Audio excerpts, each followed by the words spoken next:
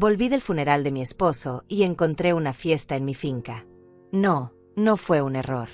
No fue una pesadilla. Fue real. Mientras yo acababa de despedirme del hombre que amé durante 47 años, mientras aún tenía lágrimas secándose en mi rostro, mientras el dolor me partía el pecho con cada respiración, ellos estaban celebrando. Celebrando mi desgracia. Celebrando lo que creían que sería mi final.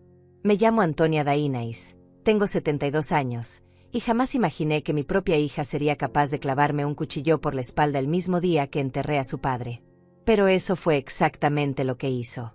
Y lo peor aún estaba por venir. Cuando llegué a la entrada de mi finca, lo primero que escuché fue música. Música alta, risas, el sonido de copas chocando. Pensé que me había equivocado de camino, que el dolor me había desorientado, que quizás el chofer había tomado otra ruta. Pero no. Era mi finca. Mi hogar. El lugar donde había construido cada sueño junto a mi esposo. Y había una fiesta. Mis manos temblaban mientras abría el portón de hierro que él mismo había instalado hace 30 años. Cada centímetro de ese lugar tenía su huella, su sudor, su amor. Y ahora resonaba con voces extrañas, con gente que no conocía, con una alegría que me parecía una bofetada. Caminé por el sendero de piedras que habíamos colocado juntos, piedra por piedra, un domingo después del otro, construyendo no solo un camino sino una vida. Y entonces la vi. Valeria. La madre de Rafael, mi yerno. Estaba parada en el centro de mi jardín, con una copa de champán en la mano, rodeada de al menos 20 personas. Llevaba un vestido rojo brillante, demasiado llamativo, demasiado alegre para un día como ese. Reía a carcajadas, como si fuera la dueña del mundo. Como si fuera la dueña de mi mundo. Me acerqué despacio, sin entender todavía lo que estaba viendo. Quizás era un malentendido. Quizás Rafael había organizado algo para consolar a Elisa, mi hija, y Valeria se había excedido como siempre hacía.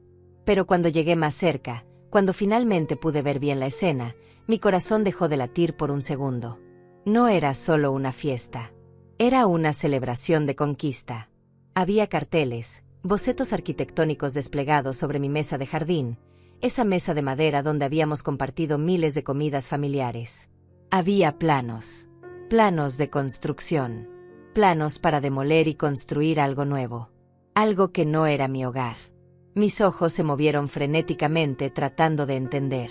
Y entonces vi lo peor. Los árboles. Nuestros árboles. Los 3 robles centenarios que mi esposo y yo habíamos protegido como si fueran nuestros hijos. Árboles que estaban ahí mucho antes que nosotros, que habían visto generaciones pasar. Estaban cortados. Talados. Sus troncos gigantes yacían en el suelo como cadáveres. Las ramas que alguna vez dieron sombra a nuestras tardes ahora estaban apiladas como basura. Sentí que el mundo se inclinaba. Mis piernas casi cedieron. Alguien había cortado esos árboles. Alguien había destruido 40 años de cuidado, de amor, de memoria. Y entonces la vi a ella. Elisa. Mi hija. Mi única hija. Estaba parada junto a Valeria, con una sonrisa en el rostro. No era una sonrisa de dolor.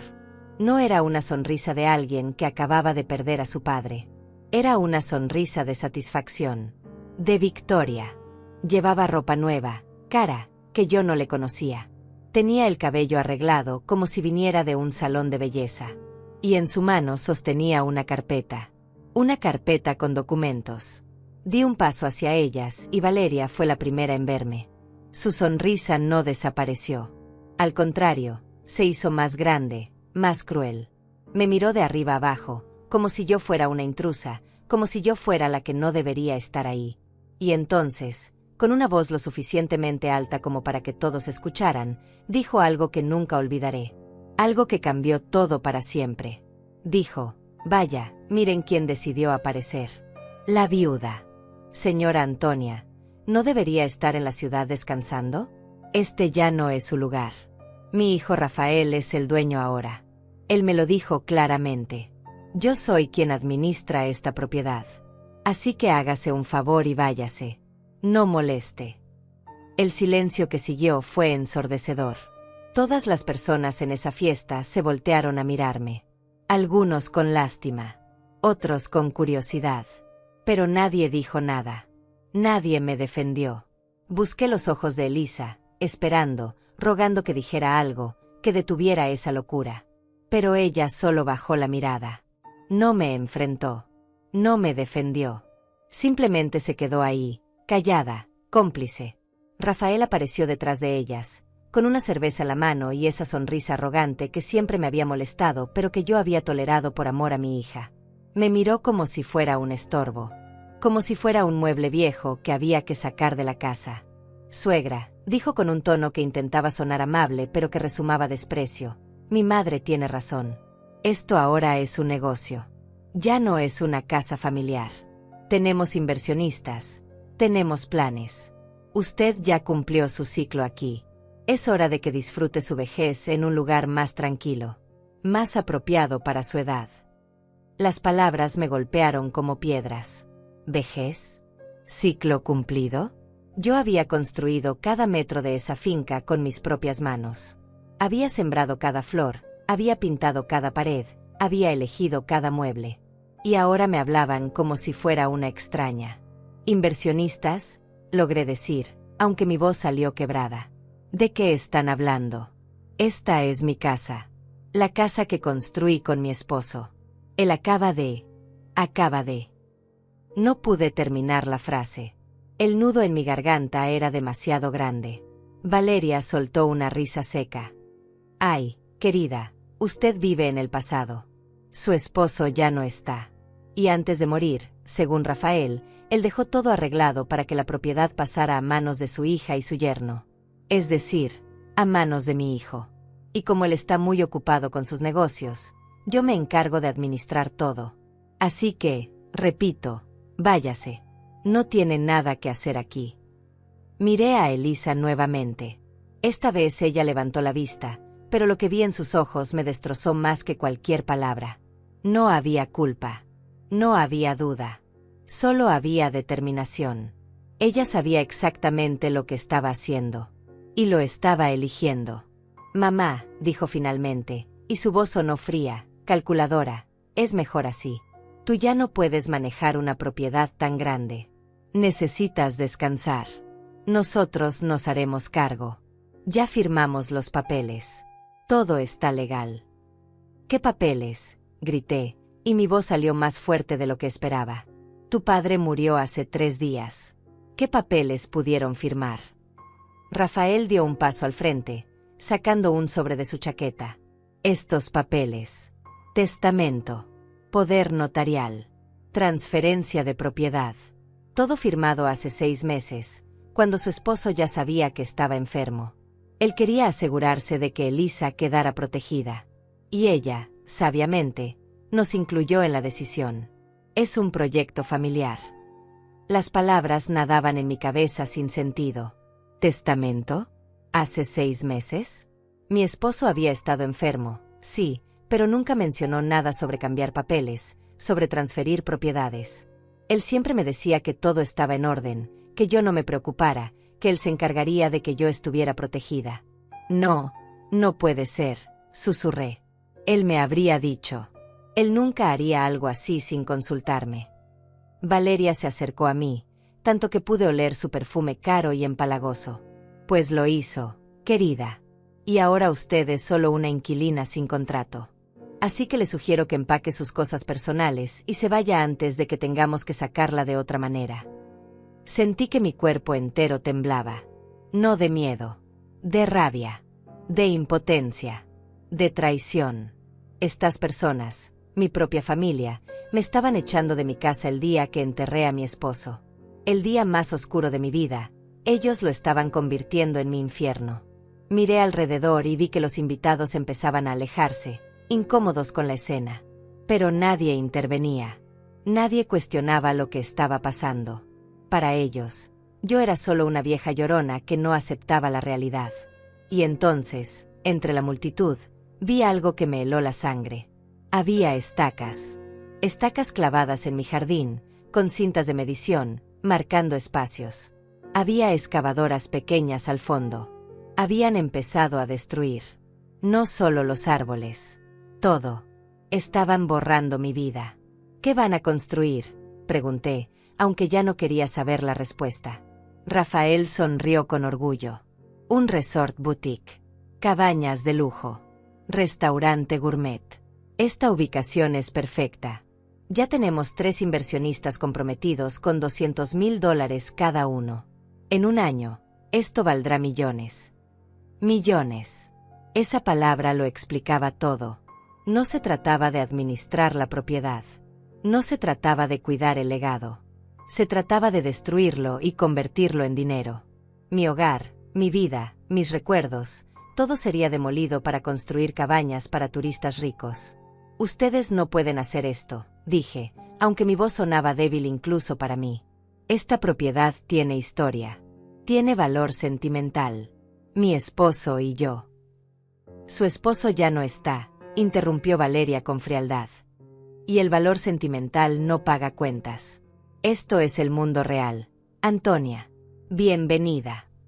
Me quedé ahí parada, en medio de mi jardín destruido, rodeada de extraños que celebraban mi desgracia, mirando a mi hija que me había traicionado y al yerno que veía mi hogar solo como un negocio. Y por primera vez en 72 años, me sentí completamente sola, completamente derrotada. Pero entonces, en medio de ese abismo de dolor, recordé algo. Algo que mi esposo me había dicho en sus últimos días, cuando yo pensé que deliraba por la fiebre.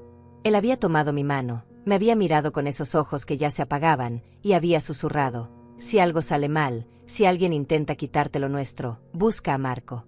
Él sabrá qué hacer. En ese momento no le di importancia. Pensé que eran las medicinas hablando. Pero ahora, parada en medio de mi tragedia, esas palabras resonaron en mi mente como una campana. Marco. El vecino. El hombre silencioso que vivía en la propiedad de al lado y que casi nunca veíamos. El único que había venido al funeral aunque no había hablado con nadie. Miré hacia la cerca que dividía nuestras propiedades. Hacia el portón de madera que nunca habíamos cruzado en años. Y en ese momento, tomé una decisión. No iba a huir. No iba a dejarme vencer. Iba a tocar ese portón. Iba a buscar a Marco. Y algo me decía que, cuando esa puerta se abriera, todo iba a cambiar. Cerré los ojos y dejé que las memorias me inundaran. Necesitaba recordar por qué estaba luchando. Necesitaba recordar quién era yo antes de que el dolor y la traición me convirtieran en esta mujer temblorosa parada en medio de su propio jardín destruido. Esta finca no era solo una propiedad. No era solo tierra y construcción. Era la historia de mi vida. Era cada sueño que mi esposo y yo habíamos compartido durante 47 años de matrimonio. Era el refugio que construimos cuando el mundo se volvía demasiado ruidoso, demasiado cruel. Cuando nos casamos, no teníamos nada. Él trabajaba como contador en una oficina pequeña, ganando apenas lo suficiente para pagar un apartamento de 2 habitaciones en la ciudad. Yo trabajaba como maestra en una escuela pública, enseñando a niños que muchas veces llegaban sin desayunar. Juntábamos cada centavo. Cada dólar que sobraba iba a una cuenta de ahorros que llamábamos nuestro futuro. Pasaron 10 años antes de que pudiéramos comprar este terreno. 10 años de sacrificios, de vacaciones no tomadas, de ropa usada, de comidas sencillas. Pero valió la pena. Cuando finalmente pisamos esta tierra por primera vez, cuando vimos los árboles antiguos y el arroyo que corría por el fondo, supimos que habíamos encontrado nuestro paraíso. No teníamos dinero para contratar constructores. Así que lo hicimos nosotros mismos. Mi esposo aprendió a mezclar cemento, a colocar ladrillos, a instalar tuberías. Yo aprendí a pintar paredes, a plantar jardines, a crear un hogar con mis propias manos. Cada fin de semana veníamos aquí. Cada feriado. Cada momento libre. La casa empezó siendo solo 2 cuartos y un baño. Pero con los años, con cada pequeño ahorro, fuimos agregando más. Una cocina amplia donde preparábamos comidas que sabían a victoria. Un porche donde nos sentábamos a ver las puestas de sol. Un estudio donde mi esposo leía y yo escribía cartas. Cada rincón tenía una historia. Cada pared guardaba un recuerdo. Los árboles. Esos 3 robles que ahora yacían muertos en el suelo como si fueran basura. Cuando compramos la finca, ya estaban aquí. El vendedor nos dijo que tenían más de 100 años. Eran testigos silenciosos de generaciones que habían pasado. Y nosotros prometimos cuidarlos. Prometimos protegerlos. Mi esposo instaló bancos de madera alrededor de ellos. En verano, sus copas nos daban una sombra perfecta. En otoño, sus hojas creaban una alfombra dorada que crujía bajo nuestros pies. En invierno, sus ramas desnudas se veían como brazos extendidos hacia el cielo, rezando. Y en primavera, volvían a llenarse de vida, recordándonos que siempre hay una nueva oportunidad. Bajo esos árboles celebramos el primer cumpleaños de Elisa. Recuerdo su risa cuando mi esposo la columpiaba en sus brazos, girando y girando hasta que ambos caían mareados sobre el pasto. Recuerdo cómo ella corría entre los troncos, jugando a las escondidas, gritando «No me encuentren», con esa voz aguda de niña feliz. ¿Dónde se había ido esa niña? ¿En qué momento mi hija, la pequeña que yo cargaba en brazos, que yo consolaba cuando tenía pesadillas, que yo defendía contra cualquier injusticia, se había convertido en esta mujer que me miraba con frialdad? ¿En qué momento el dinero se volvió más importante que la familia? Cuando Elisa conoció a Rafael, yo tuve mis dudas. Él era encantador, sí, pero había algo en su mirada que no me gustaba. Una ambición demasiado visible, una necesidad de impresionar que sonaba falsa. Pero ella estaba enamorada, y yo quería verla feliz. Así que callé mis preocupaciones. Así que les di mi bendición. La boda fue aquí, en esta finca, bajo esos mismos árboles que ahora estaban destruidos. Gastamos $15,000 que no teníamos para darle a Elisa el día que ella soñaba. Mi esposo trabajó horas extras durante 6 meses para pagarlo. Y todo porque queríamos que ella fuera feliz. Todo porque la amábamos más que a nada en el mundo. Después de la boda, Rafael empezó a visitarnos más seguido. Pero sus visitas nunca eran casuales. Siempre tenía una propuesta, siempre un plan de negocios, siempre una manera en que podíamos optimizar la finca. Quería que la alquiláramos para eventos. Quería que construyéramos cabañas para turistas. Quería que la convirtiéramos en un viñedo comercial. Mi esposo siempre decía que no. Con educación, con paciencia, pero siempre decía que no. Esta finca no era un negocio. Era nuestro hogar. Era el lugar donde planeábamos envejecer juntos, donde queríamos que nuestros nietos vinieran a jugar algún día.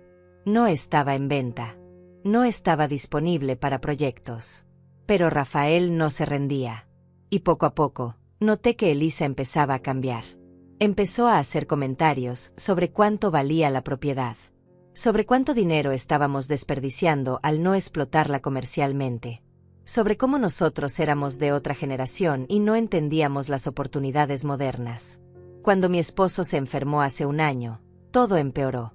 Rafael y Elisa empezaron a venir más seguido, pero no para ayudar. Venían para revisar papeles, para preguntar sobre testamentos, para sugerir que era hora de poner las cosas en orden. Yo los echaba cada vez, enfurecida por su insensibilidad. Mi esposo se debilitaba cada día. El cáncer era agresivo, implacable. Pasamos sus últimos meses aquí, en la finca, porque él no quería morir en un hospital. Quería estar rodeado de sus árboles, de su jardín, de los recuerdos que habíamos construido. Yo dormía en una silla junto a su cama, sosteniendo su mano, rogándole a Dios que me diera un milagro que nunca llegó. En esos días finales, Elisa apenas nos visitaba. Llamaba por teléfono, preguntaba cómo estaba su padre, pero nunca se quedaba más de 1 hora. Siempre tenía una excusa. Siempre tenía algo más importante que hacer. Y Rafael nunca venía. Ni una sola vez en esos últimos 3 meses. Pero ahora que mi esposo estaba bajo tierra, ahora que ya no podía defenderse ni defender lo nuestro, aquí estaban.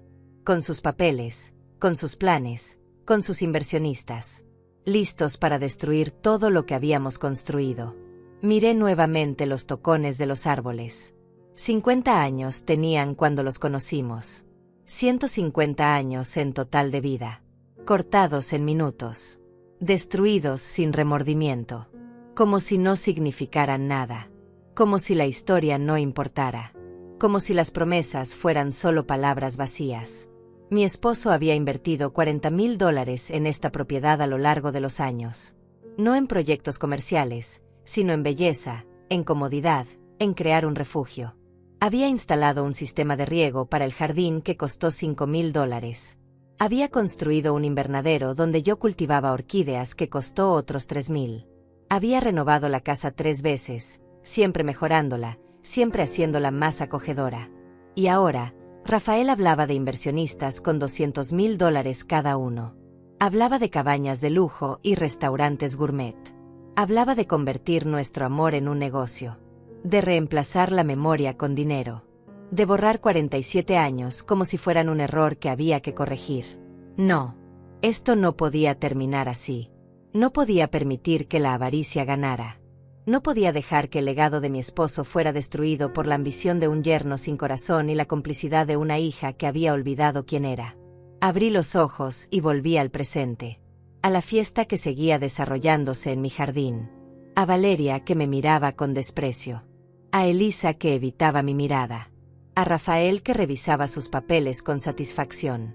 Y entonces, con las piernas temblando pero con una determinación que no sabía que aún tenía, empecé a caminar. No hacia la casa. No hacia la salida. Caminé hacia la cerca que separaba nuestra propiedad de la del vecino. Hacia el portón de madera oscura que llevaba años cerrado. Hacia la única esperanza que me quedaba. Escuché que Valeria gritaba algo detrás de mí. Escuché que Rafael preguntaba qué estaba haciendo. Pero no me detuve. No miré atrás. Seguí caminando, paso a paso, con el corazón latiendo tan fuerte que pensé que se me saldría del pecho. Llegué al portón y levanté mi mano temblorosa. Las palabras de mi esposo resonaban en mi mente. Busca a Marco. Él sabrá qué hacer. No sabía qué esperar. No sabía si Marco estaría ahí, si me recibiría, si podría ayudarme de alguna manera. Pero toqué ese portón con toda la fuerza que me quedaba. Y esperé. Detrás de mí, las voces se habían callado. La música se había detenido. Podía sentir todas las miradas clavadas en mi espalda. Podía sentir la tensión en el aire, espesa como niebla. Y entonces, después de lo que pareció una eternidad, escuché pasos del otro lado. Pasos firmes, seguros, acercándose. El portón comenzó a abrirse lentamente, con un chirrido de bisagras que no habían sido usadas en años. Y cuando vi quién estaba del otro lado, cuando vi la expresión en el rostro de Marco, supe que algo estaba por cambiar. Supe que mi esposo había dejado más que un consejo. Había dejado un as bajo la manga que nadie, absolutamente nadie, esperaba. El portón se abrió completamente y Marco apareció frente a mí. Era un hombre de unos 65 años, alto, con el cabello plateado perfectamente peinado hacia atrás y ojos grises que parecían ver a través de las personas. Vestía un suéter de lana color beige y pantalones oscuros. Nada ostentoso, nada llamativo. Pero había algo en su presencia que imponía respeto. Me miró con una expresión que no pude descifrar. No era sorpresa. Era algo más. Algo como reconocimiento. Como si hubiera estado esperando este momento. Como si supiera exactamente por qué estaba tocando su puerta. Señora Antonia, dijo con una voz profunda y calmada. No era una pregunta. Era una confirmación. Abrí la boca para hablar, pero las palabras no salieron. Todo el dolor, toda la rabia, toda la traición que había estado conteniendo durante las últimas horas explotó de repente. Mis piernas cedieron. Sentí que me caía. Pero Marco se movió rápido, sosteniéndome por los brazos antes de que tocara el suelo. Ya está, susurró. Ya está. Lo sé todo. Esas palabras me confundieron. ¿Cómo podía saber? Pero no tuve tiempo de preguntar. Detrás de mí escuché la voz estridente de Valeria. ¿Quién diablos es usted? Esto es una reunión privada. No se meta en asuntos que no le corresponden. Marco me ayudó a enderezarme y luego, con un movimiento lento y deliberado, me rodeó y caminó hacia donde estaba el grupo. Yo lo seguí, todavía temblando, todavía tratando de entender qué estaba pasando. Vi cómo los rostros de Elisa y Rafael cambiaban. La sonrisa arrogante de Rafael desapareció. Elisa palideció. Valeria, sin embargo, mantenía su postura desafiante, aunque noté que sus dedos apretaban la copa de champán con demasiada fuerza. ¿Quién soy?, repitió Marco, y había algo en su tono que hizo que varios invitados dieran pasos hacia atrás. Soy Marco Almeida, el vecino de esta propiedad durante los últimos 15 años. Y el mejor amigo del esposo de la señora Antonia. Rafael intentó recuperar su compostura. Mire, señor, esto es un asunto familiar. La señora Antonia está confundida por el dolor. Nosotros somos la familia y... ¿Familia?, interrumpió Marco, y su voz se volvió fría como hielo. ¿Es esto lo que hace la familia? ¿Hace una fiesta el día del funeral? ¿Destruye árboles centenarios antes de que el cuerpo esté frío? ¿Echa a una viuda de su propia casa? El silencio que siguió fue absoluto. Incluso la música había dejado de sonar. Los invitados miraban hacia todos lados, claramente incómodos, empezando a darse cuenta de que quizás no habían sido invitados a una celebración legítima. Valeria intentó tomar control. Mire, señor Almeida, entiendo que sea amigo de la familia, pero esto ya está resuelto legalmente. Tenemos documentos. Tenemos el testamento. Esta propiedad pertenece a mi hijo Rafael y a su esposa Elisa. La señora Antonia puede quedarse como invitada si quiere, pero las decisiones sobre la propiedad ya no le corresponden. Marco sonrió. No era una sonrisa amable. Era la sonrisa de alguien que sabe algo que los demás ignoran. De alguien que está a punto de voltear el tablero de ajedrez. ¿Documentos?, preguntó. ¿Testamento? ¡Qué interesante! Puedo verlos. Rafael dudó. Miró a Valeria, quien asintió con seguridad. Él sacó la carpeta de documentos y se acercó a Marco, extendiéndole los papeles con una sonrisa que intentaba ser triunfal pero que se veía forzada. Marco tomó los documentos y comenzó a revisarlos con calma. Pasaban los segundos. Los minutos. Nadie hablaba. Yo apenas podía respirar. No entendía qué estaba buscando, qué esperaba encontrar. Pero la forma en que sus ojos se movían sobre cada página, la forma en que de vez en cuando asentía o fruncía el ceño, me decía que sabía exactamente qué buscar. Finalmente, después de lo que pareció una eternidad, levantó la vista. Miró directamente a Rafael, luego a Elisa, luego a Valeria. Y entonces habló. Estos documentos son falsos. Las palabras cayeron como una bomba. Rafael dio un paso atrás. Elisa dejó escapar un sonido ahogado. Valeria se puso rígida. «Eso es ridículo», gritó Valeria. «Están notariados. Tienen sellos oficiales. Están perfectamente legales». Marco la miró con algo que parecía lástima. «Oh, están muy bien hechos. Debo admitir que quien los falsificó hizo un buen trabajo. Los sellos se ven auténticos. Las firmas están casi perfectas. Casi. Pero hay 3 problemas que ustedes no consideraron». Dio un paso hacia Rafael, quien retrocedió instintivamente. Primero, la firma del esposo de la señora Antonia. Yo lo conocí durante 15 años. Vi su firma cientos de veces. Él tenía una particularidad. Siempre, hacía un pequeño círculo al final de la letra D de su apellido Dainais. Un círculo pequeño, casi imperceptible. Era un hábito que desarrolló hace décadas. En estos documentos, esa firma no tiene ese círculo. Se volvió hacia Elisa, quien ahora temblaba visiblemente. Segundo, el notario que supuestamente certificó estos documentos. El sello dice, Notario Público número 47, Distrito Central. Hay un problema con eso. El notario número 47 del Distrito Central murió hace 2 años. Fue reemplazado por el notario número 51. Cualquiera que hubiera hecho documentos legales hace 6 meses lo sabría. Y finalmente, se volvió hacia Valeria, cuyo rostro había perdido todo el color. Y tercero, el más importante. Yo soy abogado. Abogado especializado en derecho de propiedad. Retirado hace 5 años. Es cierto. Pero antes de retirarme, trabajé durante 35 años en el Tribunal Superior. Y hace 7 años, el esposo de la señora Antonia me pidió que redactara su testamento real. El testamento legal. El que está registrado en la Oficina de Registro de Propiedades. El que dice claramente que toda su propiedad, sin excepciones, pasa directamente a su esposa Antonia Dainais. No a su hija. No a su yerno. A su esposa. El mundo pareció detenerse. Los invitados comenzaron a murmurar entre ellos.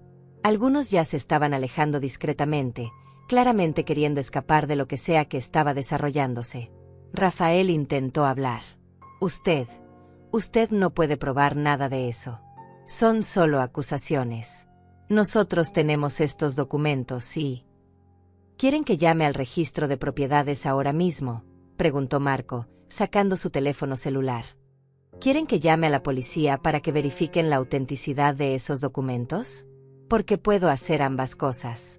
Puedo hacerlas ahora, frente a todos sus invitados. O podemos manejar esto de una manera más civilizada. Valeria finalmente perdió su compostura. Su voz salió chillona, desesperada. Usted no sabe nada. Usted está mintiendo. Elisa, Rafael, díganle que está equivocado. Pero cuando miré a mi hija, cuando vi su rostro, supe la verdad. No era confusión lo que vi en sus ojos. Era pánico. Era culpa. Era el rostro de alguien que sabe que ha sido descubierta. Rafael intentó un último movimiento desesperado. Incluso si esos documentos tuvieran algún error, ya hemos empezado la construcción. Ya hemos invertido dinero. Los inversionistas ya. Los inversionistas, interrumpió Marco. ¿Se refiere a las 3 personas que supuestamente invirtieron $200,000 cada uno? Dígame, ¿alguno de esos inversionistas sabe que la propiedad no les pertenece? ¿Sabe que están invirtiendo en un fraude? Porque eso es lo que es. Fraude inmobiliario. Un delito federal que puede llevarlos a prisión durante 10 años. La palabra prisión pareció golpear a todos como un martillo. Elisa comenzó a llorar. Rafael miraba a todos lados como un animal acorralado. Y Valeria, la mujer que hacía minutos había estado comandando esta fiesta con tanta arrogancia, ahora parecía encogerse, volviéndose más pequeña con cada segundo que pasaba. Yo seguía ahí parada, todavía procesando todo lo que acababa de escuchar. Marco había dicho que era abogado, que había redactado el testamento real, que mi esposo había protegido todo legalmente, que yo no estaba desamparada, que yo no estaba sola. Las lágrimas comenzaron a rodar por mis mejillas, pero esta vez no eran lágrimas de dolor. Eran lágrimas de alivio, de gratitud, de comprensión de que mi esposo, incluso en la muerte, me había cuidado, me había protegido. Había sabido que algo así podría pasar y había tomado precauciones. Marco se volvió hacia mí, y su expresión severa se suavizó. Señora Antonia, quiere que llame a las autoridades ahora. Miré a Marco y luego miré a mi hija. Elisa estaba llorando, con las manos cubriéndose el rostro, los hombros temblando. Rafael la sostenía, pero él mismo parecía estar a punto de colapsar. Valeria había dejado caer su copa de champán, que ahora yacía rota en el suelo, como un símbolo perfecto de todo lo que acababa de destruirse. Debería haber sentido satisfacción. Debería haber sentido triunfo. Pero lo único que sentía era un vacío profundo, un dolor que me atravesaba el pecho. Porque estas personas que ahora temblaban frente a mí eran mi familia. Una de ellas era mi hija. La bebé que había cargado en mi vientre durante 9 meses. La niña a la que había enseñado a caminar, a leer, a ser una buena persona. ¿En qué momento todo se había torcido tanto? No, dije finalmente, y mi voz salió como un susurro ronco. No todavía. Marco asintió, como si hubiera esperado esa respuesta. ¿Estás segura? Necesito entender, dije, mirando directamente a Elisa. Necesito saber por qué. Necesito escucharlo de tu boca, hija. ¿Por qué? Elisa apartó las manos de su rostro. Sus ojos estaban rojos, hinchados. El maquillaje perfectamente aplicado ahora corría en líneas negras por sus mejillas. Se veía rota. Se veía pequeña. Pero no dijo nada. Fue Rafael quien habló. Su voz había perdido toda la arrogancia, todo el desprecio que había mostrado antes. Ahora sonaba desesperada, patética. Señora Antonia, nosotros teníamos deudas. Muchas deudas. $50,000 en tarjetas de crédito. Otros 30,000 en préstamos bancarios. Mi madre invirtió en un negocio que fracasó y perdió todo su dinero. Necesitábamos una solución rápida. ¿Y la solución fue robarme mi casa?, pregunté, sintiendo como la rabia empezaba a reemplazar al dolor. ¿La solución fue destruir el legado de tu suegro mientras él todavía no descansaba en paz? Valeria dio un paso al frente, intentando recuperar algo de dignidad. No era robar. Era una oportunidad de negocio. Esta propiedad vale al menos $800,000. Podíamos convertirla en algo que valiera 3 millones. Todos habríamos ganado. Incluso usted habría tenido un porcentaje. Un porcentaje de mi propia casa, reí, pero no había humor en ese sonido. ¿Un porcentaje de los recuerdos de 47 años? ¿Ustedes creen que esto se trata de dinero? Todo se trata de dinero, gritó Valeria de repente, perdiendo completamente el control. Usted vive en una fantasía. Usted y su esposo siempre vivieron en una fantasía de amor eterno y sacrificio. Pero el mundo real no funciona así. El mundo real tiene cuentas que pagar. Tiene acreedores que amenazan. Tiene bancos que embargan propiedades. Entonces consigan empleos, dije con frialdad. Trabajen. Ahorren. Vivan dentro de sus posibilidades. Como lo hicimos mi esposo y yo durante 50 años. Rafael sacudió la cabeza desesperadamente. No entiende.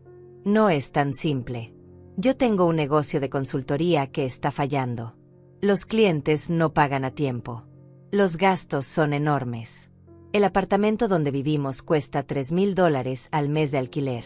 El colegio privado bueno, planeábamos tener hijos y ya habíamos hecho compromisos financieros. ¿Compromisos financieros para hijos que ni siquiera existen?, pregunté incrédula. Y por esos compromisos estaban dispuestos a destruir mi vida. Elisa finalmente habló. Su voz era tan baja que apenas podía escucharla. Mamá, yo no quería que llegara tan lejos. Al principio solo era una idea. Rafael decía que papá te dejaría todo a ti y que tú nunca nos ayudarías con el dinero. Decía que eras egoísta, que solo pensabas en tus recuerdos y no en el futuro de tu familia.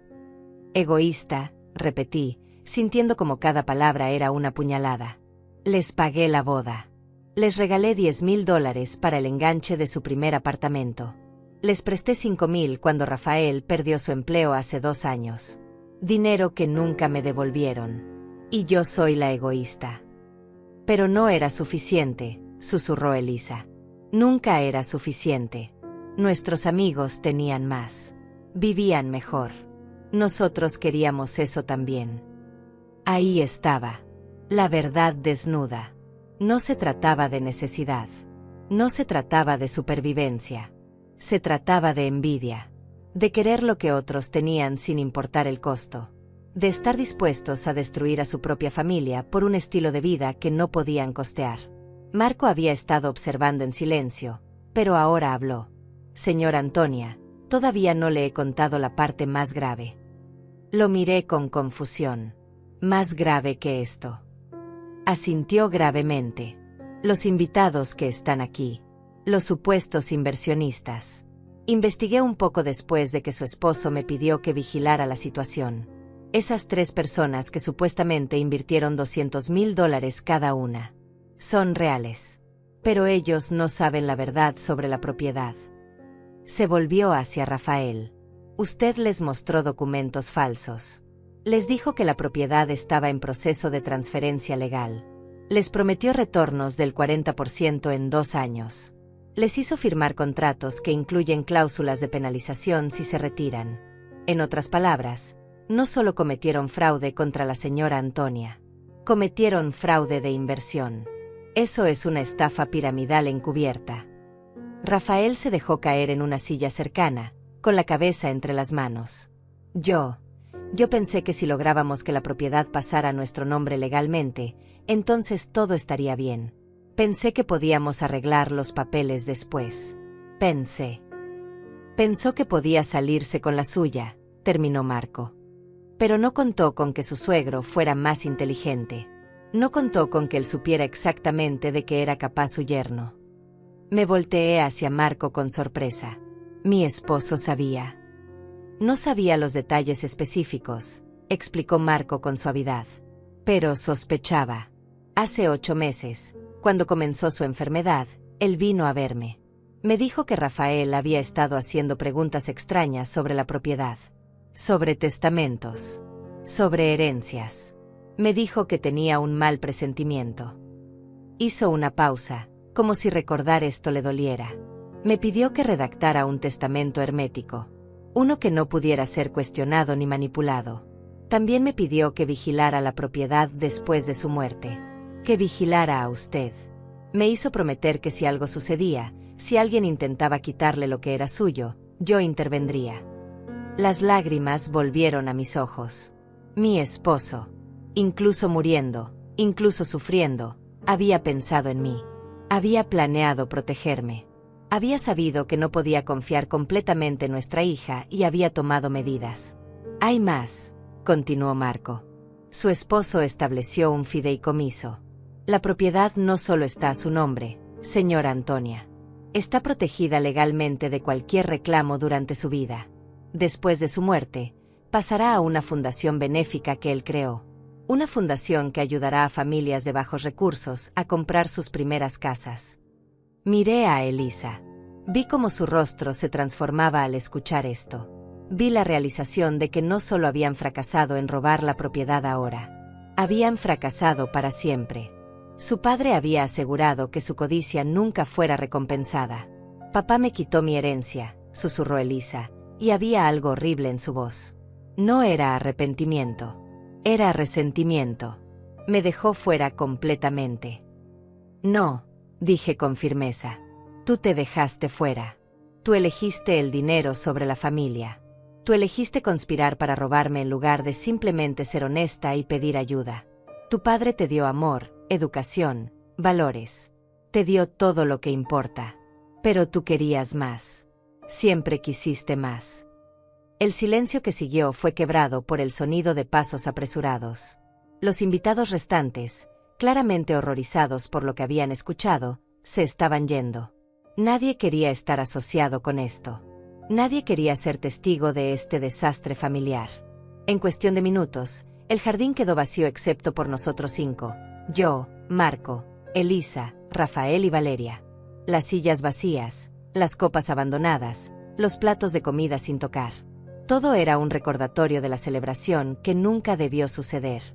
Valeria fue la primera en moverse. Se acercó a Rafael y lo jaló del brazo. Vámonos. Ya no hay nada que hacer aquí. Pero Marco levantó una mano. No tan rápido. Todavía tenemos que resolver varios asuntos. Los árboles destruidos. El daño a la propiedad. Los contratos fraudulentos con los inversionistas. Todo esto tiene consecuencias legales.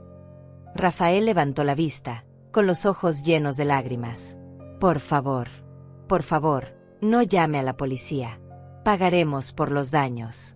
Devolveremos el dinero a los inversionistas. Haremos lo que sea necesario. Solo denos una oportunidad. Miré a mi yerno. A este hombre que había entrado a mi familia con promesas de amar a mi hija. A este hombre que ahora lloraba no por lo que había hecho, sino por haber sido descubierto.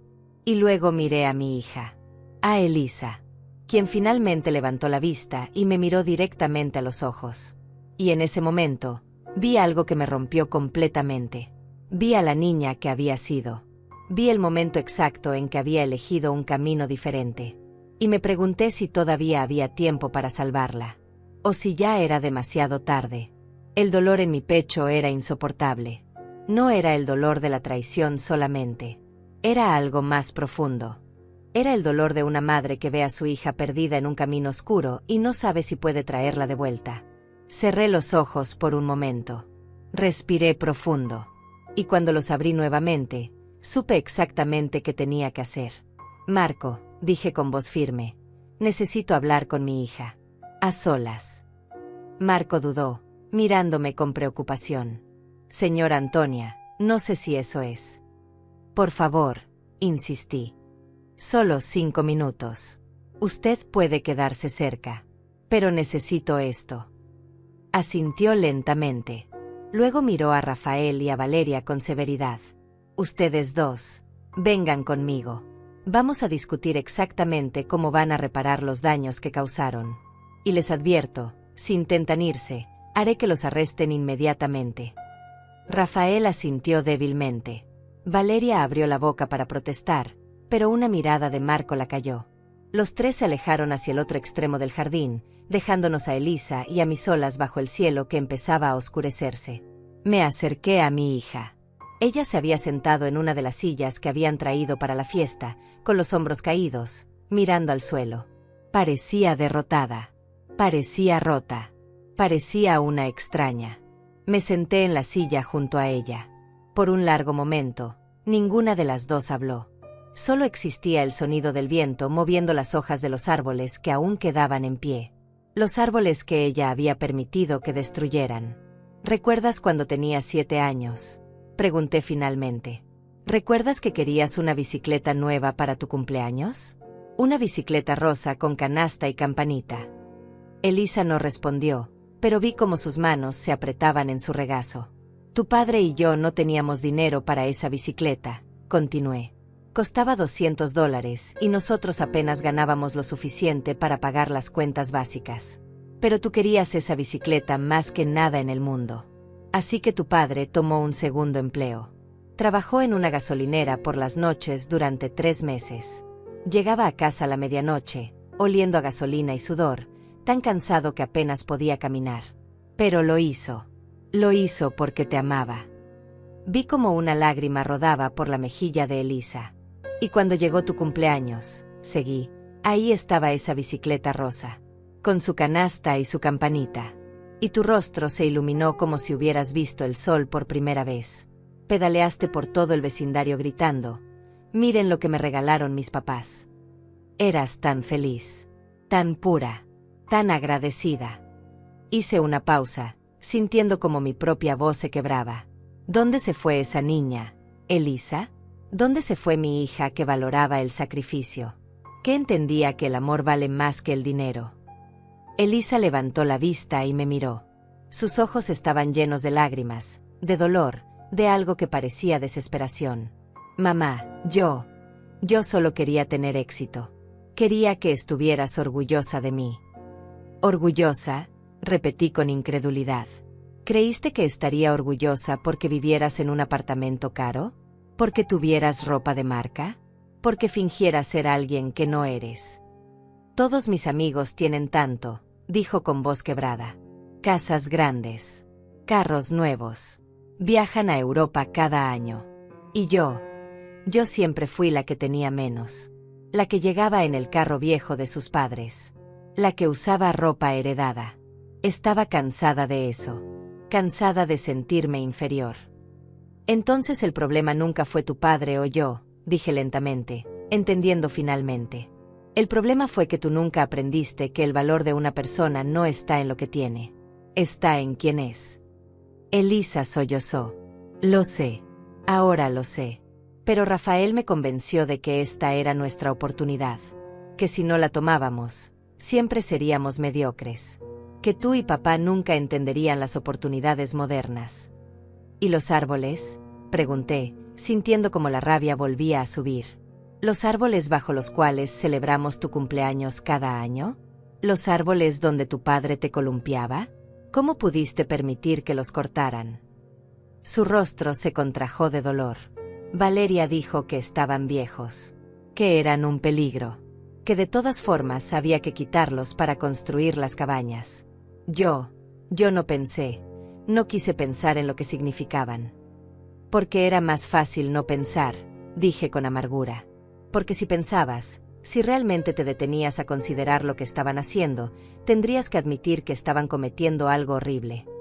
Elisa se cubrió el rostro con las manos, llorando abiertamente ahora. Lo siento tanto. Yo nunca quise lastimarte. Nunca quise que papá muriera pensando que yo era capaz de esto. Pero lo eres, dije con dureza que necesitaba que escuchara. Fuiste capaz. Lo hiciste. Y ahora tienes que vivir con eso. Se quedó en silencio, sollozando. Yo también quería llorar. Quería abrazarla como cuando era niña y tenía pesadillas. Quería decirle que todo estaría bien, que la perdonaba, que podíamos olvidar todo esto. Pero no podía. Porque las acciones tienen consecuencias. Y ella tenía que entender eso. Mamá, susurró finalmente, ¿me odias? La pregunta me atravesó. La miré, esta mujer que alguna vez fue mi bebé, y sentí tantas cosas a la vez que no podía separarlas. Amor, dolor, decepción, rabia, tristeza. No te odio, dije finalmente. Nunca podría odiarte. Eres mi hija. Eres parte de mí. Pero no confío en ti. Y no sé si algún día podré volver a hacerlo. Elisa asintió, como si hubiera esperado esa respuesta. Como si supiera que había cruzado una línea que no se podía descruzar. ¿Qué va a pasar ahora?, preguntó con voz temblorosa. Miré hacia donde Marco estaba hablando con Rafael y Valeria. Los vi discutir, Rafael gesticulando desesperadamente, Valeria con los brazos cruzados en actitud defensiva. Y supe que lo que decidiera en los próximos minutos cambiaría todo para siempre. Eso depende, dije lentamente. Depende de si estás dispuesta a enfrentar las consecuencias de tus acciones. Depende de si estás dispuesta a hacer lo correcto, aunque sea difícil, aunque sea doloroso. Elisa me miró con esperanza mezclada con miedo. Haré lo que sea, lo que tú digas. Prométemelo, dije firmemente. Prométeme que dirás la verdad, toda la verdad, a los inversionistas, a las autoridades si es necesario, que asumirás responsabilidad por lo que hiciste. Te lo prometo, susurró. Lo prometo. Quería creerle. Dios, cómo quería creerle. Pero las promesas de hoy significaban tan poco cuando las promesas de ayer habían sido rotas tan fácilmente. Me levanté de la silla, sintiendo cada uno de mis 72 años en mi cuerpo cansado. Miré hacia la casa, hacia los árboles caídos, hacia todo lo que había sido destruido. Y luego miré a mi hija, quien me miraba con ojos suplicantes. Levántate, le dije. Vamos con Marco. Es hora de que enfrentes lo que has hecho. Y es hora de que yo descubra si mi hija todavía existe en algún lugar dentro de ti. Caminamos juntas hacia donde Marco esperaba con Rafael y Valeria. Cada paso me pesaba como si cargara piedras en los zapatos. Elisa caminaba a mi lado, con la cabeza baja, las manos temblando. Podía sentir su miedo. Podía sentir su arrepentimiento. Pero todavía no sabía si era real o si solo lamentaba haber sido descubierta. Cuando llegamos, Marco nos miró con una expresión seria. Rafael estaba pálido, sudando a pesar del aire fresco de la tarde. Valeria mantenía su postura rígida, pero sus ojos mostraban pánico apenas contenido. Señora Antonia, dijo Marco, hay algo más que necesita saber. Algo que descubrí mientras usted hablaba con su hija. Sentí un nudo en el estómago. ¿Qué cosa? Marco sacó su teléfono y mostró una pantalla con documentos. Hice algunas llamadas. Contacté a uno de los supuestos inversionistas. Un hombre llamado Israel Méndez. Él es un empresario respetable que pensó que estaba invirtiendo en un proyecto legítimo. Se volvió hacia Rafael con expresión dura. Le dijiste que la propiedad valía $400,000 y que con su inversión de $200,000, más las otras dos inversiones, tendrían $600,000 para desarrollar el proyecto. Le prometiste que en 2 años recuperaría su dinero más un retorno del 50%. $100,000 de ganancia. Rafael abrió la boca, pero no salió ningún sonido. Pero aquí está lo interesante, continuó Marco. Esta propiedad no vale $400,000. Vale casi $1,200,000. Yo mismo hice la tasación hace 6 meses cuando el esposo de la señora Antonia me pidió actualizar el valor para el testamento. Sentí que mi respiración se detenía. $1,200,000. No tenía idea de que valiera tanto. Entonces ustedes no solo planeaban robarle la propiedad a la señora Antonia, dijo Marco con voz gélida. También planeaban estafar a los inversionistas. Iban a quedarse con $600,000 de inversión, más el valor real de la propiedad. Iban a vender o desarrollar algo que valdría millones, devolverles apenas una fracción a los inversionistas, y embolsarse el resto. Valeria finalmente estalló. Eso no es cierto. El plan era legítimo. Íbamos a construir un resort de calidad. Todos iban a ganar. ¿Un resort?, preguntó Marco con sarcasmo. Revisé los planes arquitectónicos que dejaron sobre la mesa. No es un resort. Son 5 cabañas baratas que costarían tal vez $100,000 construir en total. Iban a quedarse con $500,000 limpio. Eso no es un negocio. Eso es un robo. Rafael se dejó caer de rodillas. No fue mi idea. Fue un asesor financiero que contraté. Él dijo que así funcionaban los negocios inmobiliarios, que siempre había que inflar los números, que era normal. Normal, repetí, sintiendo como la indignación me quemaba por dentro. ¿Robar es normal? ¿Mentir es normal? ¿Destruir vidas es normal?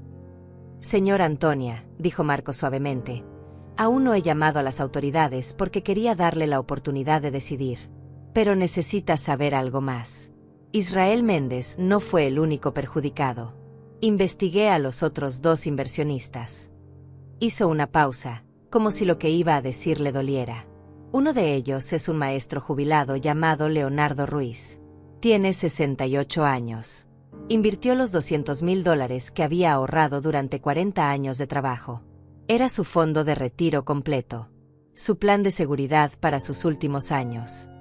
Sentí que me faltaba el aire. Un hombre de 68 años.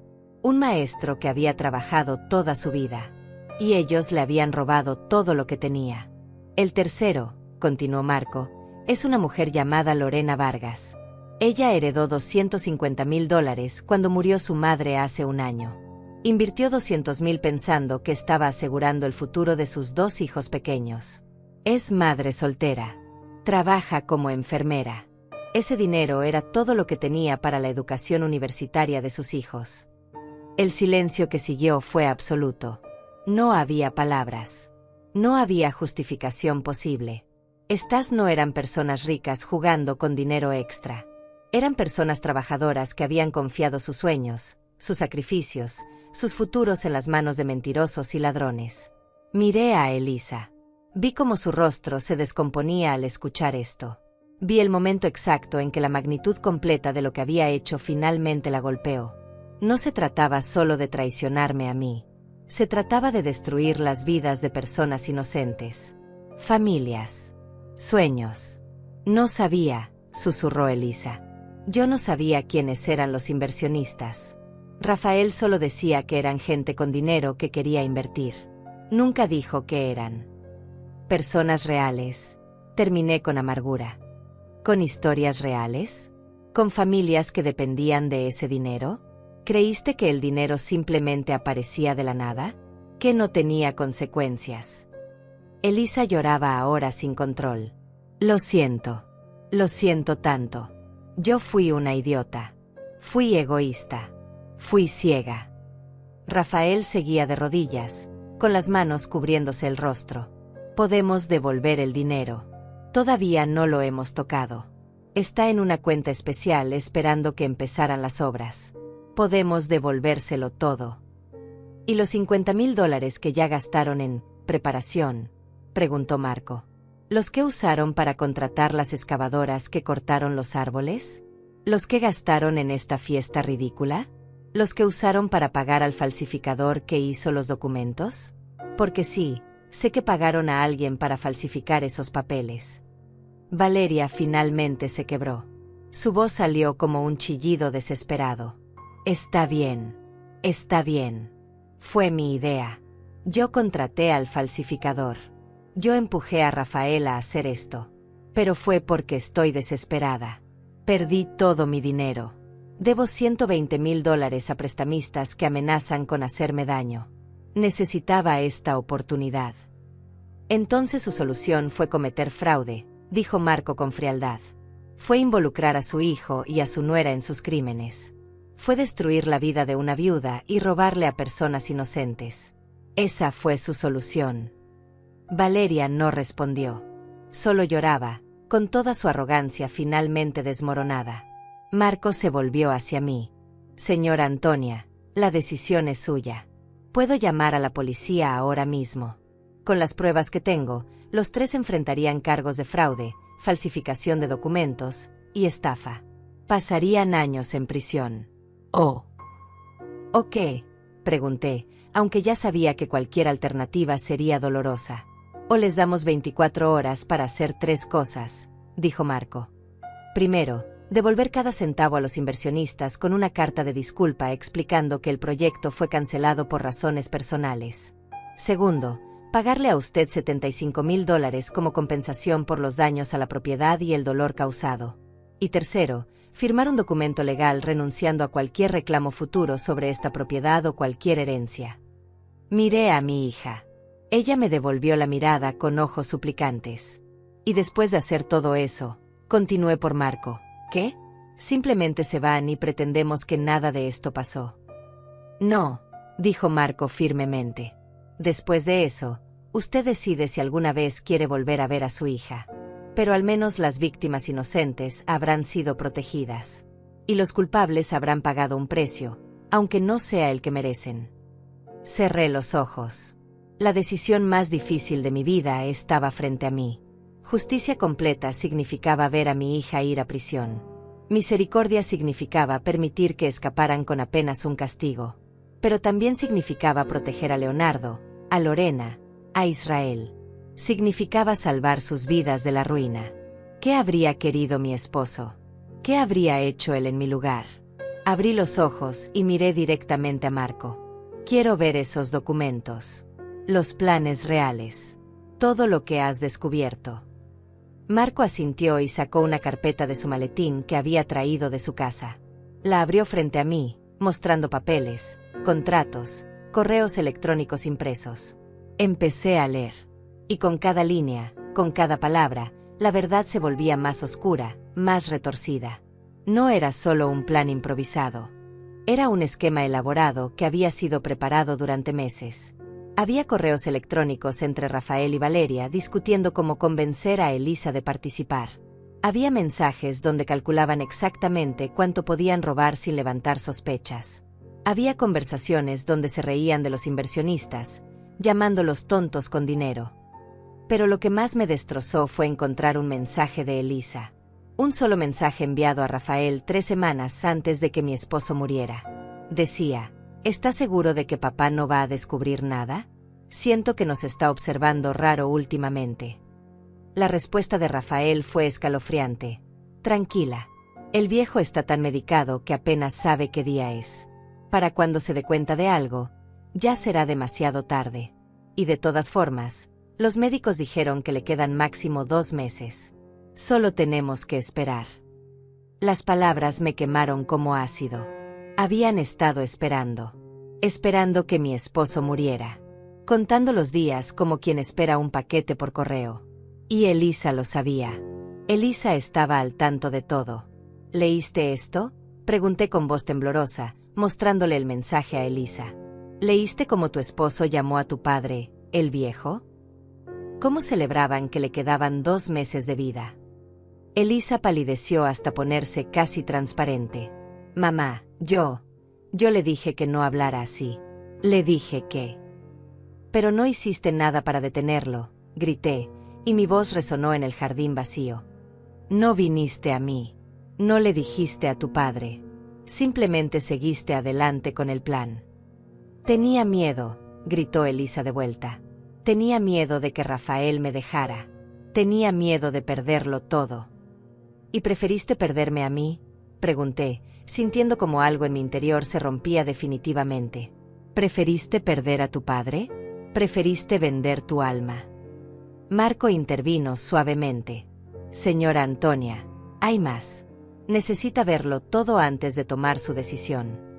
Me mostró otro documento.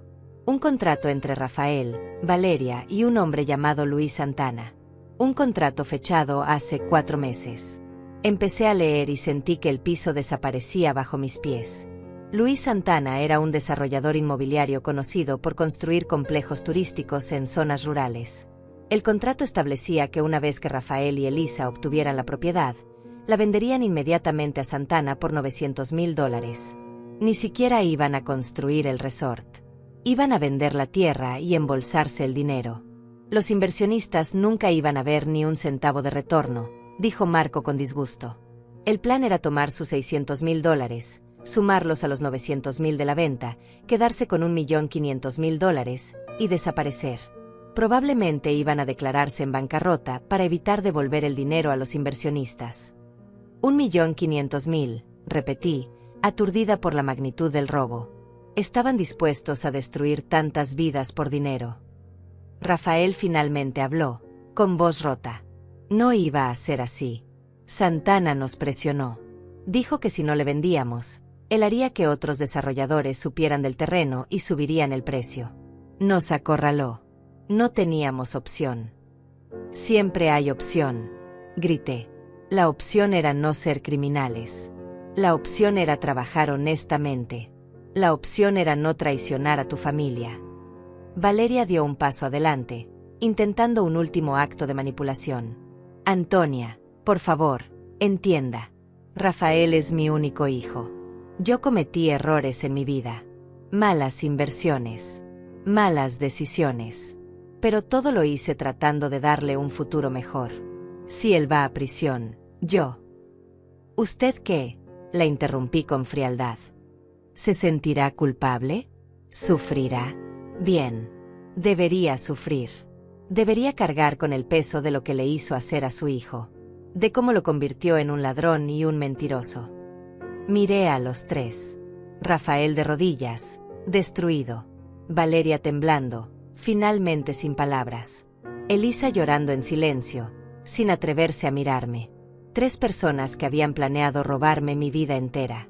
3 personas que habían esperado como buitres a que mi esposo muriera. Y entonces, en medio de ese momento oscuro, recordé algo más. Recordé la última conversación que tuve con mi esposo. 2 días antes de su muerte, cuando apenas podía hablar, cuando cada palabra le costaba un esfuerzo enorme. Me había tomado de la mano y había susurrado: si Elisa alguna vez viene a ti después de que yo me vaya, si te pide perdón, dale una oportunidad. Pero solo una. Las personas merecen una oportunidad de redimirse. Pero solo una. No entendí entonces por qué decía eso. Pensé que deliraba. Pero ahora lo entendía. Él sabía. Tal vez no los detalles exactos, pero sabía que algo malo estaba por venir. Y aún así, aún sabiendo que su propia hija lo había traicionado, él quería que yo le diera una oportunidad. Pero una oportunidad no significaba dejarlos escapar sin consecuencias. Una oportunidad significaba un camino difícil hacia la redención. Un camino que dolería. Un camino que los obligaría a enfrentar lo que habían hecho. Marco, dije finalmente, con una voz que sonaba extrañamente calmada, llama a los inversionistas. A Leonardo, a Lorena, a Israel. Diles que vengan mañana a las 10 de la mañana. Aquí, a esta propiedad. Marco me miró con confusión. ¿Para qué? Porque Rafael, Valeria y Elisa van a confesar, dije, mirando directamente a mi hija. Van a contarles todo. Cada mentira. Cada manipulación. Van a devolverles su dinero. Y van a pedirles perdón cara a cara. Rafael levantó la vista con horror. No. No podemos hacer eso. Ellos nos denunciarán. Llamarán a la policía. Exacto, dije firmemente. Y será su decisión. Será decisión de Leonardo, de Lorena, de Israel si quieren presentar cargos o no. Ustedes pondrán su destino en las manos de las personas a las que intentaron robar. Y aceptarán lo que ellos decidan. Elisa me miró con pánico. Mamá, eso significa que podríamos ir a prisión. Sí, dije sin emoción. Significa exactamente eso. Significa que tendrán que enfrentar las consecuencias reales de sus acciones. Significa que su futuro dependerá de la misericordia de extraños, algo que ustedes nunca les ofrecieron a ellos. Y si ellos deciden no presentar cargos, agregó Marco, entendiendo mi plan, ustedes igual tendrán que pagar $75,000 a la señora Antonia. Compensación completa a cada inversionista por el tiempo y el estrés causado. Y servicio comunitario. 500 horas cada uno, trabajando en organizaciones benéficas. Miré a Marco con gratitud. Él entendía. Entendía que la justicia no siempre venía de una corte. A veces venía de obligar a las personas a ver el rostro de aquellos a quienes habían lastimado. De hacerlos sentir el peso completo de sus crímenes. ¿Aceptan estos términos?, pregunté. ¿O prefieren que llame a la policía ahora mismo y dejemos que el sistema legal decida? Los 3 se miraron entre sí. Vi el miedo. Vi la desesperación. Pero también vi algo más. Vi la primera chispa de algo que podría ser arrepentimiento real. O tal vez solo era miedo. Era difícil saberlo. Rafael asintió primero, con lágrimas rodando por sus mejillas. Valeria tragó saliva y también asintió, derrotada. Y finalmente, Elisa me miró a los ojos y susurró: acepto. Haré lo que sea necesario. Entonces prepárense, dije, con una dureza que no sabía que poseía. Porque mañana enfrentarán la verdad. Y descubriremos si realmente hay algo en ustedes que valga la pena salvar. La mañana llegó fría y gris. Había dormido apenas 3 horas, despertándome constantemente con pesadillas donde mi esposo me preguntaba si había hecho lo correcto. No tenía respuestas. Solo tenía dudas que me carcomían por dentro como termitas. A las 9 de la mañana, Marco llegó a mi puerta. Traía café y pan dulce, aunque ninguno de los dos teníamos apetito. Nos sentamos en silencio en la cocina, esperando. A las 9:30, escuchamos un auto llegar. Luego otro. Y otro más. Leonardo Ruiz fue el primero en entrar al jardín. Era un hombre delgado, de cabello completamente blanco, con lentes gruesos y manos temblorosas. Se veía exactamente como lo que era, un maestro jubilado que había dedicado su vida a educar niños. Caminaba con un bastón y su rostro mostraba confusión. Lorena Vargas llegó minutos después. Era una mujer joven, tal vez de 35 años, con el uniforme de enfermera todavía puesto, como si hubiera venido directamente de un turno nocturno. Sus ojos mostraban agotamiento profundo. Traía fotografías de sus 2 hijos en su cartera, que apretaba contra su pecho como si fuera un escudo. Israel Méndez fue el último en llegar. Era un hombre de unos 50 años, bien vestido, con el porte de alguien acostumbrado a los negocios. Pero sus ojos eran amables, y cuando me saludó, lo hizo con genuina preocupación. Señora, ¿está usted bien? El señor Almeida nos dijo que había una situación urgente. Los guié a todos hacia el área del jardín donde habíamos colocado sillas en semicírculo. Marco estaba de pie junto a mí. Y del otro lado, temblando como hojas en el viento, estaban Rafael, Valeria y Elisa. Gracias por venir, comencé, con la voz más firme que pude reunir. Sé que esto es extraño. Sé que tienen preguntas. Pero necesitan escuchar algo importante. Algo que cambiará todo lo que pensaban sobre su inversión. Leonardo se ajustó los lentes nerviosamente. ¿Hay algún problema con el proyecto? No hay proyecto, dijo Marco con claridad. Nunca lo hubo. Todo fue una mentira elaborada para robarle su dinero. El silencio que siguió fue ensordecedor.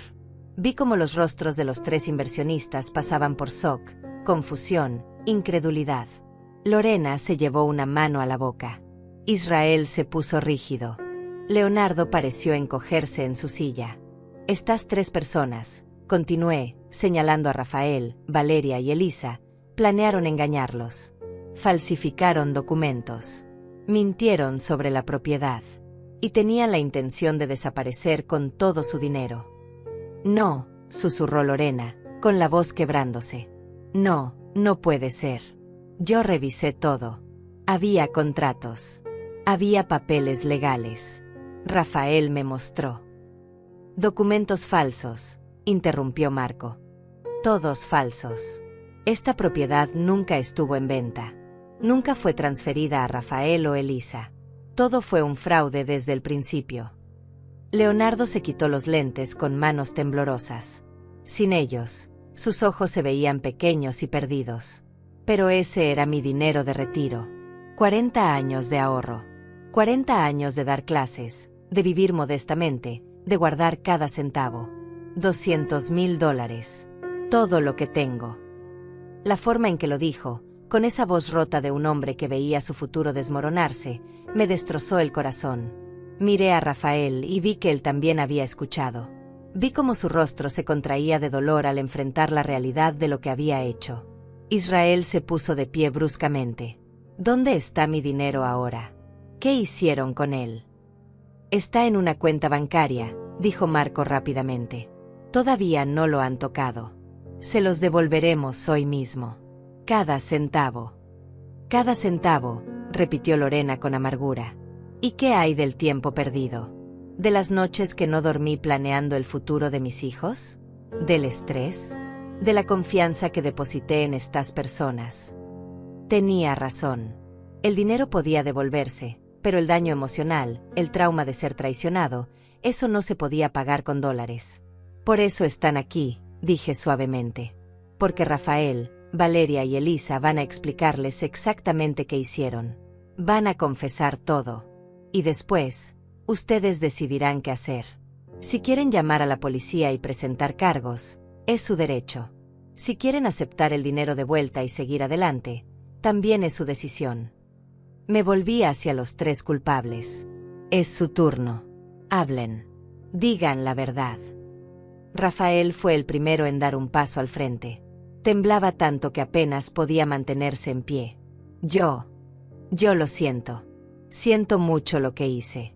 Estaba desesperado por dinero. Tenía deudas enormes. Mi madre me presionó y yo fui débil. Fui codicioso. Fui un criminal. Las palabras sonaban ensayadas, vacías. Leonardo se puso de pie lentamente, apoyándose en su bastón. Caminó hacia Rafael hasta quedar frente a frente con él. Aunque Leonardo era más bajo y más frágil, en ese momento parecía el más grande de los dos. ¿Usted sabe cuántos años trabajé para ahorrar ese dinero?, preguntó Leonardo con voz temblorosa pero firme. ¿Sabe cuántos almuerzos me salté? ¿Cuántas vacaciones no tomé? ¿Cuántas veces le dije no a mi familia para poder guardar un poco más? Rafael no pudo mirarlo a los ojos. Solo bajó la cabeza, con lágrimas cayendo al suelo. Yo enseñaba matemáticas, continuó Leonardo. Matemáticas básicas a niños que muchas veces no tenían zapatos. Ganaba $1,200 al mes. De eso, guardaba $100 cada mes. Durante 40 años. ¿Puede imaginar el sacrificio que eso requiere? Lo siento, susurró Rafael. Lo siento tanto. Lo siento no me devuelve mi tranquilidad, dijo Leonardo, con las lágrimas ahora rodando también por sus mejillas. Lo siento no borra las semanas que pasé creyendo que finalmente podría vivir mis últimos años con dignidad. Lo siento no vale nada. Lorena se acercó entonces, y su presencia era como una tormenta contenida. Sacó las fotografías de sus hijos de su cartera y las sostuvo frente al rostro de Rafael. ¿Los ve? ¿Ve a estos niños? Tienen 8 y 10 años. Su padre los abandonó hace 3 años. Yo trabajo 12 horas al día en el hospital limpiando fluidos corporales, aguantando gritos de pacientes, viendo morir gente. Y lo hago feliz porque sé que estoy dando a mis hijos una oportunidad. Su voz se quebró pero continuó. Cuando mi madre murió y me dejó ese dinero, lloré de gratitud, porque significaba que mis hijos podrían ir a la universidad. Podrían tener una vida mejor que la mía. Y usted iba a robarles eso. Iba a robarles su futuro. Elisa finalmente habló, con voz apenas audible. Yo tengo la culpa también. Yo sabía lo que estaba pasando. Yo no los detuve. Yo traicioné a mi propia madre por dinero. No merezco su perdón. ¿Y eso qué?, preguntó Lorena con dureza. ¿Espera que esa confesión la haga sentir mejor? ¿Que le quite la responsabilidad? No, dijo Elisa, levantando finalmente la vista. No espero nada. Solo quiero que sepan que yo me odio por lo que hice. Y que si pudiera devolver el tiempo, si pudiera cambiar todo, lo haría. Israel, quien había estado en silencio observando todo, finalmente habló. Su voz era calmada, pero había acero en ella. Yo perdí $200,000 antes. En inversiones malas. En negocios que fracasaron. Y siempre pude recuperarme. Porque eran riesgos calculados. Decisiones de negocios. Se acercó a los tres, mirándolos uno por uno. Pero esto no fue un riesgo. Fue una traición deliberada. Ustedes me miraron a los ojos, me dieron la mano, compartieron café conmigo, y todo ese tiempo estaban planeando robarme. Eso es lo que no puedo perdonar. No el dinero. La traición. Valeria finalmente cayó de rodillas. Todo su orgullo, toda su arrogancia se había evaporado completamente. Por favor, no llamen a la policía. Yo tengo la culpa. Yo empujé a mi hijo. Yo contraté al falsificador. Yo lo planeé todo. Ellos solo siguieron mis instrucciones. Si alguien debe pagar, debo ser yo. Era patético verla ahí, esta mujer que ayer comandaba una fiesta como reina, ahora rogando de rodillas. Pero las palabras sonaban sinceras. Por primera vez, sonaban realmente sinceras. Marco se acercó entonces, con una carpeta en mano. Los tres tienen que tomar una decisión. Aquí está su dinero. Cheques certificados por el monto completo. Más $10,000 adicionales a cada uno como compensación por el tiempo y el estrés causado. Y un documento legal donde estas tres personas renuncian a cualquier derecho sobre esta propiedad y aceptan responsabilidad por sus acciones. Extendió los documentos. Pueden tomar el dinero y estos documentos firmados. O pueden llamar a la policía ahora y dejar que el sistema legal se encargue. La decisión es completamente suya. Los tres inversionistas se miraron entre sí. El silencio se extendió durante minutos que parecieron horas. Podía ver sus mentes trabajando, procesando, sopesando justicia contra misericordia, rabia contra compasión. Leonardo fue el primero en hablar. Tomó el cheque con manos temblorosas y lo miró largamente. $210,000. Su dinero de vuelta, más compensación. Pero sus ojos no mostraban alivio. Mostraban cansancio profundo. Yo ya no tengo fuerzas para batallas legales, dijo finalmente. Tengo 70 años. Me quedan tal vez 10 o 15 años de vida si tengo suerte. No quiero pasar ese tiempo en cortes, en juicios, reviviendo esta traición una y otra vez. Miró a Rafael directamente. Acepto el dinero. Firmo los papeles. Pero quiero que sepas algo. Cada vez que te mires al espejo, quiero que veas mi rostro. Quiero que recuerdes al viejo maestro al que casi destruyes. Y quiero que eso te persiga por el resto de tu vida. Rafael asintió, incapaz de hablar, con lágrimas inundando su rostro. Lorena fue la siguiente. Apretó el cheque contra su pecho y cerró los ojos. Cuando los abrió, había una determinación férrea en ellos. Yo también acepto el dinero. Porque mis hijos necesitan comer. Necesitan estudiar. Necesitan un futuro.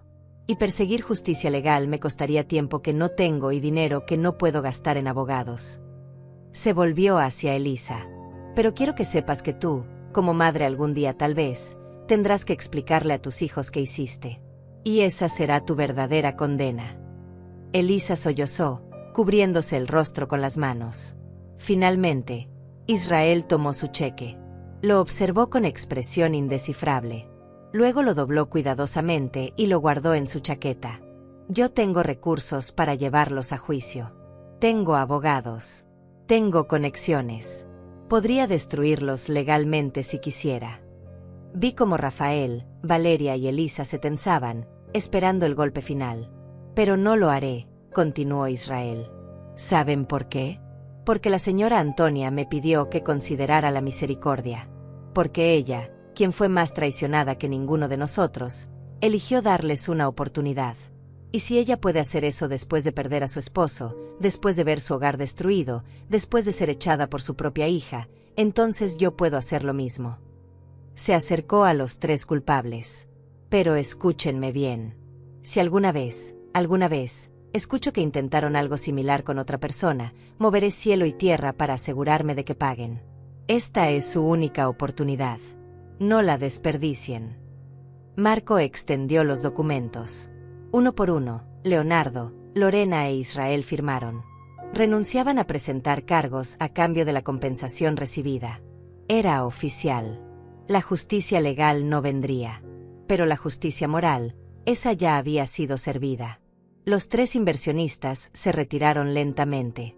Antes de irse, Leonardo se acercó a mí y tomó mi mano.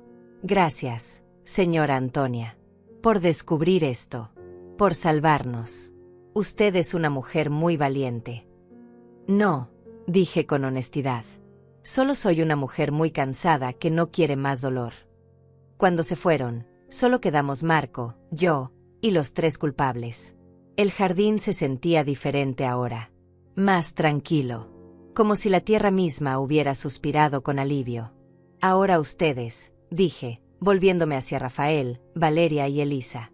Tienen que cumplir con su parte. $75,000 a mí. 500 horas de servicio comunitario cada uno. Y nunca, nunca más poner un pie en esta propiedad. Rafael asintió. Lo haremos todo. Lo prometo. El dinero lo transferiremos hoy mismo. El servicio comunitario lo empezaremos esta semana. Y nosotros nos mudaremos, agregó Valeria con voz pequeña. Lejos. A otra ciudad. Donde no podamos causarles más daño. Miré a Elisa, mi hija, quien me había traicionado pero que ahora parecía realmente destrozada por sus acciones. ¿Y tú? ¿Qué harás tú? Elisa levantó la vista. Sus ojos estaban hinchados, rojos, vacíos. No sé, mamá. Honestamente no sé. Creo que necesito descubrir quién soy cuando no estoy mintiendo. Cuando no estoy siendo manipulada. Cuando no estoy eligiendo el dinero sobre la familia. ¿Te vas a divorciar de Rafael?, pregunté. Dudó. Luego asintió lentamente. Sí. Esto destruyó todo. No puedo seguir con alguien que me llevó por este camino. Aunque yo también tengo culpa. Yo también elegí seguirlo. Era la primera decisión sabia que la escuchaba tomar en años. Entonces vete, dije, con voz más firme de lo que me sentía. Vete y encuentra quién eres realmente. Trabaja en ti misma. Ve a terapia. Haz tu servicio comunitario. Y tal vez en algunos años, si has demostrado que realmente cambiaste, podamos hablar nuevamente. ¿Me perdonarás algún día?, preguntó con voz quebrada. Lo pensé honestamente. No lo sé. Tal vez. Pero primero tienes que perdonarte a ti misma. Y eso va a tomar mucho tiempo. Los tres se fueron. Los vi alejarse por el camino de piedras que alguna vez habían pisado como conquistadores y que ahora recorrían como derrotados. Y cuando desaparecieron de mi vista, me dejé caer en una silla, exhausta. Marco se sentó junto a mí. Hizo lo correcto, señora Antonia. ¿Lo hice?, pregunté, sin estar segura. No sé si fue justicia o cobardía. Fue compasión, dijo gentilmente. Y eso requiere más coraje que la venganza. Miré hacia los tocones de los árboles caídos. Hacia la tierra marcada donde iban a construir cabañas que nunca existirían. Hacia la casa que había sido amenazada pero que permanecía en pie.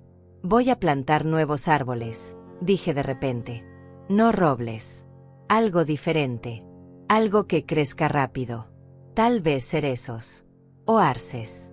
Mi esposo siempre quiso arces. Marco sonrió. Yo le ayudo. De hecho, tengo algunos en mi propiedad que puedo trasplantar. Los meses siguientes fueron de sanación lenta. Rafael y Valeria se mudaron a otra ciudad como prometieron. Cumplieron con su servicio comunitario, trabajando en comedores para personas sin hogar. El dinero que me debían llegó completo, y lo usé para reparar los daños y para donar a la fundación que mi esposo había creado. Elisa cumplió también. La veía ocasionalmente cuando hacía su servicio comunitario en un hospital infantil, leyéndoles a niños enfermos. No hablábamos. Solo nos mirábamos desde la distancia. Pero vi como poco a poco su rostro cambiaba. Como la culpa empezaba a transformarse en algo parecido a la paz. Marco se convirtió en mi amigo más cercano. Plantamos 6 arces jóvenes donde antes estaban los robles. No reemplazaban lo perdido, pero prometían un nuevo comienzo. Una tarde, un año después de todo, estaba regando los arces cuando escuché pasos detrás de mí. Me volteé y ahí estaba Elisa. Traía flores. Flores silvestres como las que yo solía recoger cuando ella era niña. Hola, mamá, dijo con voz temblorosa. Hola, Elisa, respondí. No nos abrazamos. No lloramos. Solo nos sentamos juntas bajo los arces jóvenes y hablamos. Hablamos de errores y perdón. De dolor y sanación. De si era posible reconstruir lo que había sido destruido. No tenía todas las respuestas. Tal vez nunca las tendría. Pero mientras el sol se ponía sobre mi finca, sobre la tierra que mi esposo y yo habíamos amado tanto, sentí algo que no había sentido en mucho tiempo. Esperanza. Porque al final, ¿no era eso lo que mi esposo me había dejado? No solo propiedad o dinero, sino la esperanza de que incluso después de la traición más profunda, incluso después del dolor más oscuro, todavía era posible encontrar paz. ¿Hice bien en no perdonar completamente? ¿Hice bien en dar misericordia en lugar de justicia absoluta? No lo sé. Pero hice lo que mi corazón me dijo que era correcto. Y eso tendría que ser suficiente. Los arces crecerían. El tiempo pasaría. Las heridas sanarían, aunque siempre dejarían cicatrices. Y yo seguiría adelante, protegiendo el legado de mi esposo, honrando su memoria, y tal vez, solo tal vez, dándole a mi hija una segunda oportunidad de ser la persona que siempre debió ser. Porque eso es lo que hace el amor. Incluso cuando duele. Incluso cuando cuesta todo. El amor encuentra una manera de seguir adelante.